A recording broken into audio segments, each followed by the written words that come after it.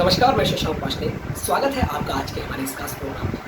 आज हम बात करेंगे उत्तर प्रदेश में जो जनसंख्या नियंत्रण को लेकर कानून बनाने की कवायद चल रही है, जनता से सवाल लिए जा रहे हैं, उनकी राय मांगी जा रही है। तो इस पर आज हम बात करेंगे, खुलकर विस्तार से चर्चा करेंगे। लेकिन उससे पहले हम शुरुआत करते हैं पंचायत चुनाव से। दरअसल पंचायत प्रतिनिधियों के प्रत्यक्ष चुनाव में चूक जाने के बाद एक बार योगी आदित्यनाथ को परोक्ष चुनाव में शानदार कामयाबी हासिल की है। आंकड़े तो कुछ फिलहाल ऐसा ही बयां कर रहे हैं और इसका श्रेय भी प्रधानमंत्री नरेंद्र मोदी, इसका क्रेडिट योगी आदित्यनाथ को दे रहे हैं। विधानसभा चुनाव 2022 के सियासी मैदान में उतरने जा रहे योगी आदित्यनाथ के लिए भला अब और क्या चाहिए। चारों ओर से बधाइयों का तो तांता लगा हुआ है, लेकिन बीजेपी कार्यकर्ताओं से लेकर जगह जगह स्थानीय प्रशासन की भूमिका पर जिस तरीके से उत्तर प्रदेश में सवाल उठाए जा रहे हैं, वे कोई अच्छा संकेत तो नहीं समझे जा सकते। वहीं चुनावी जीत के जश्न के बीच विश्व जनसंख्या दिवस के मौके पर योगी आदित्यनाथ ने उत्तर प्रदेश जनसंख्या नीति 2021 से 30 का ड्राफ्ट भी जारी कर दिया है, जिसमें 2 बच्चों की नीति पर खास जोर है। ये पॉलिसी मानने वालों के लिए कई तरह की सुख सुविधाएं हैं, तो वहीं ना मानने वालों को न सिर्फ नियमित तौर पर नुकसान होंगे, और अगर बल्कि वह सरकारी कर्मचारी है तो दंड स्वरूप खामियाजा भुगतने के लिए भी उसको तैयार रहना होगा। अब आखिर सवाल ये है कि आखिर योगी आदित्यनाथ को चुनावों के ऐन पहले ये सब करने की जरूरत क्या थी। ये कोई ऐसा भी काम नहीं जो देश में पहली बार हो रहा हो, और वैसे भी अभी तो ड्राफ्ट तैयार हुआ है, जिस पर 19 जुलाई तक लोगों से फीडबैक मांगा गया है।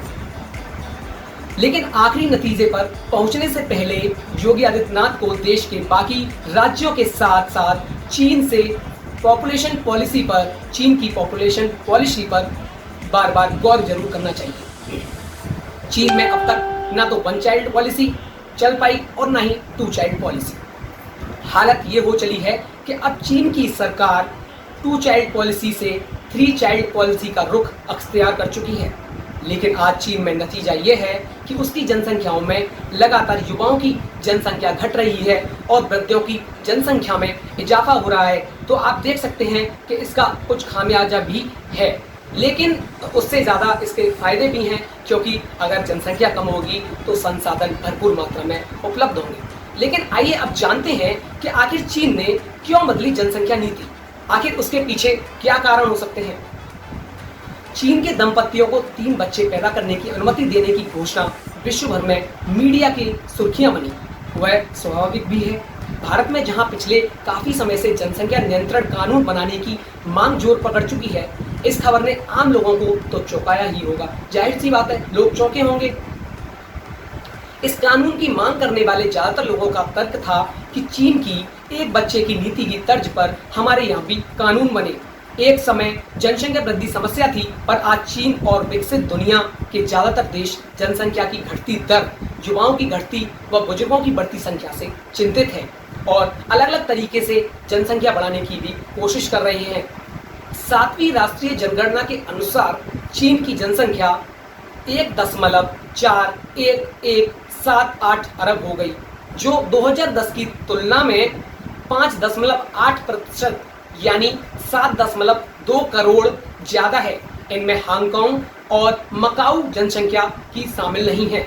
इसके अनुसार चीन की आबादी में 2019 की लगभग 1.4 अरब की तुलना में 0.53% वृद्धि हुई है। सामान्य तौर पर देखने वाले देश का दर्जा कायम है, पर 1950 के दशक के बाद से जनसंख्या वृद्धि की ये सबसे धीमी दर है। वहाँ 2020 में महिलाओं ने औसतन 1.3 बच्चों को जन्म दिया है। यही दर कायम रही तो जनसंख्या में युवाओं की संख्या कम ही होगी, बुजुर्गों की बढ़ेगी तथा एक समय जनसंख्या स्थिर होकर नीचे गिर जाएगी। चीन के नेशनल ब्यूरो ऑफ स्टैटिस्टिक्स ने कहा है कि जनसंख्या औसत आयु बढ़ने से दीर्घकालिक संतुलित विकास पर दबाव पड़ेगा। संयुक्त राष्ट्र की एक रिपोर्ट के अनुसार 2050 तक चीन की लगभग 44 करोड़ आबादी 60 की उम्र में होगी। संयुक्त राष्ट्र द्वारा जून 2019 में एक जारी रिपोर्ट कहती है कि चीन में आबादी में कमी आएगी और भारत 2027 तक दुनिया की सबसे ज़्यादा आबादी वाला देश होगा। चीन का कहना है कि एक बच्चे की नीति लागू होने के बाद से वह करीब 40 करोड़ बच्चे के जन्मों को रोक पाया है। एक समय जनसंख्या नियंत्रण उसके लिए लाभकारी था, पर अब यह समस्या बन गई है। वास्तव में ज़्यादा युवाओं का मतलब काम करने के ज़्यादा हाथ और ज़्यादा बुजुर्ग, अर्थात देश पर ज़्यादा बोझ होता है। तो इन सभी तमाम खामियों को उत्तर प्रदेश सरकार को देखना चाहिए और सोच समझकर ही कानून को तैयार करना चाहिए। तब तक अगर वीडियो अच्छी लगी हो तो चैनल को लाइक करें, शेयर करें।